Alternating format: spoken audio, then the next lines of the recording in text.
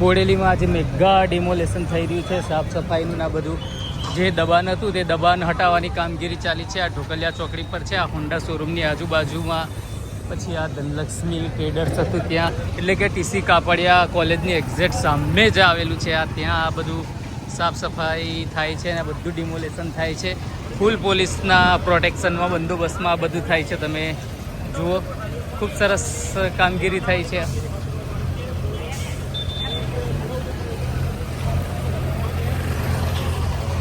ખૂબ ટ્રાફિક એના લીધે થઈ ગયું છે. આ બધે તમે જુઓ, બધે જવું ચાલુ રહે છે.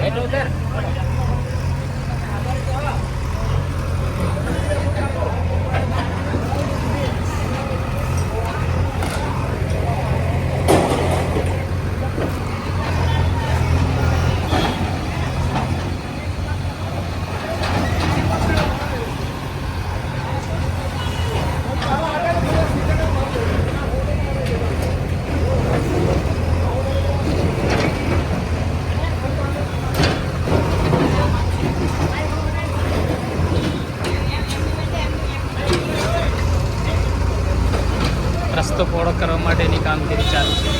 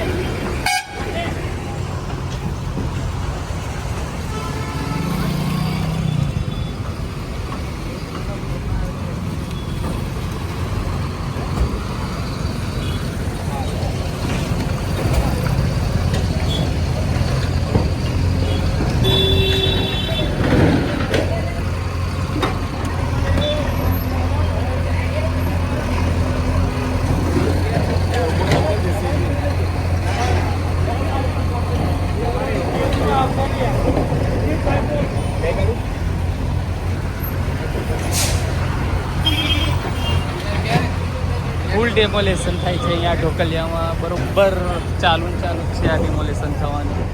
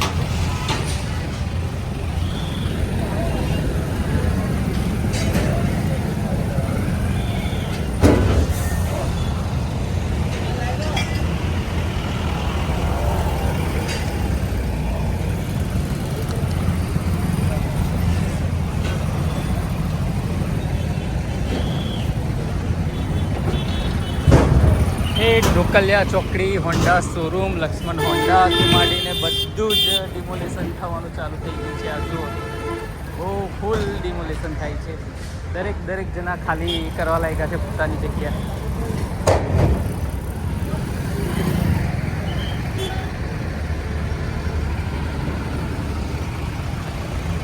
ફૂલ ટ્રાફિક થઈ ગયું છે. આ ડિમોલેશન થાય છે જેના કારણે ફૂલ સિક્યુરિટી સાથે, પોલીસ સાથે અને વહીવટી તંત્ર પણ જાતે આવીને આ બધું કરે છે. દબાણ શાખા આવી છે બધી, અને જે કંઈ દબાણ છે તે બધું જ આજે દૂર કરવાની કામગીરી ચાલુ રહ્યું છે.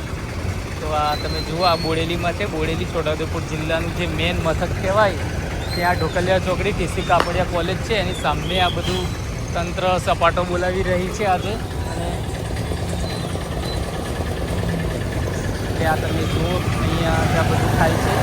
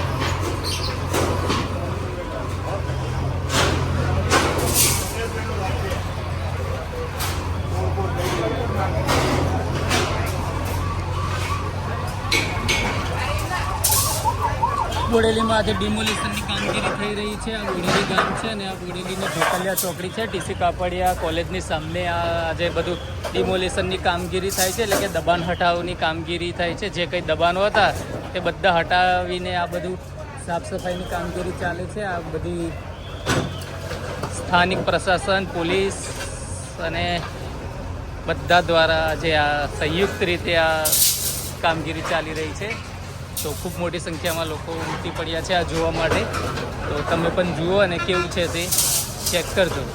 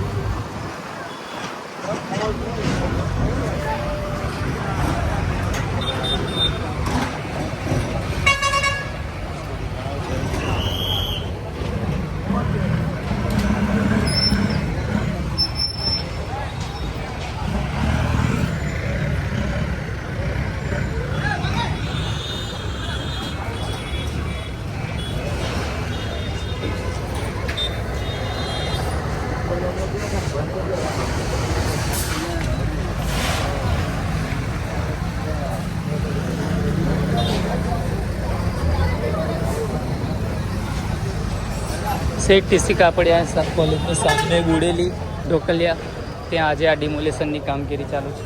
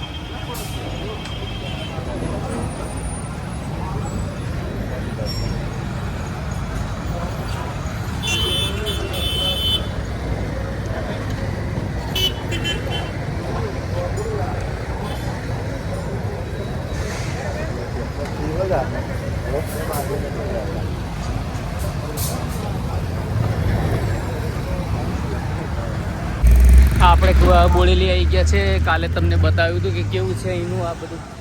કે આ જો આ અહીંયા બધી બિલ્ડિંગ હતી તે બધી બિલ્ડિંગથી માંડીને બધું તોડી કાઢ્યું છે. આ દબાણ શાખાનું કામ હતું. આ સામે આ ટીસી કાપડિયા કોલેજ દેખાય છે, એની સામે આ બધી હોટલ હતી, અહીં ગેરેજ હતા બધા 3-4. પછી આ ડીપીને આ બધું કાલે રાત્રે દબાણ હટાવવાની શાખાવાળાએ અને પ્રશાસને ભેગા થઈને આ બધું જે દબાણ હતું તે બધું દબાણ તોડીને સાફ સફાઈ કરી દીધી છે. તો આ દબાણ પછીનો આ વિડીયો તમને મોકલાવું છું. આ જુઓ બધું આજુબાજુ બી આ જે શેડ બનાવ્યા હતા પછી બીજું બનાવ્યું હતું તે બધું તોડીને બધું એ કરી દીધું છે. એટલે કે હવે અહીંયા પેલું ઓવરબ્રિજ બનવાનો છે એ હિસાબે આ બધું જે હતું તે તોડી કાઢ્યું છે. આગળ પણ હવે જોઈએ આપણે કેવું છે તે બતાવું તમને. આ જો આખું આ અહીંથી ડાયરેક્ટ ચોકડી જ આવી જાય છે, પેલી ઢોકલિયાવાળી ચોકડી. અને અહીંયા પણ આ બધા ગેરેજો છે.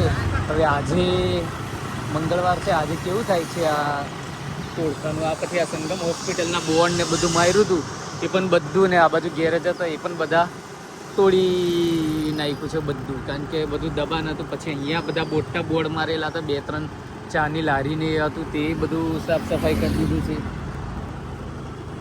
પછી આ આનંદ હોસ્પિટલની આજુબાજુમાં બી બધે બોર્ડ માર્યા હતા, એ બધું હટાવી લીધું છે. પછી આ બાજુ આ બાલાજી રેસ્ટોરન્ટની સામે જે કંઈ બધા બોર્ડ ને બધું માર્યું હતું એ પણ હટાવી દીધું છે.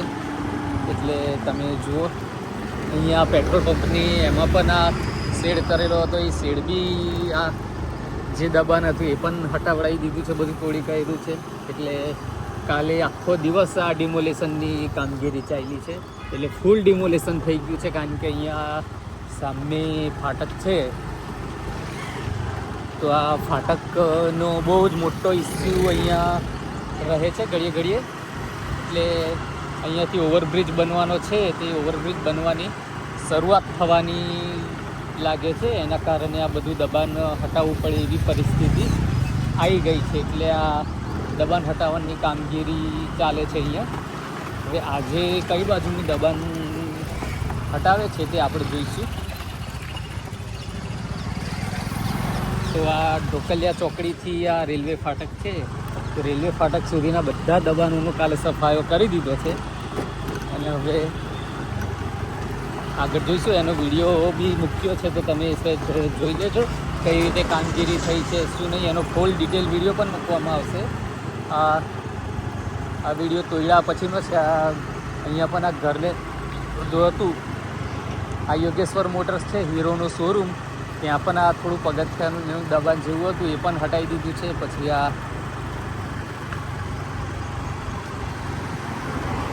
આ બાજુ આર્યા હોસ્પિટલ છે, આ આર્યા હોસ્પિટલની આજુબાજુ આ બધા જે પેવર બ્લોકનું બધું કામ હતું એ તોડી નાખ્યું છે બધું.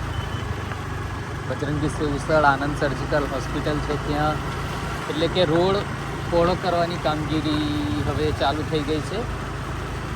અને કદાચ ટૂંક સમયમાં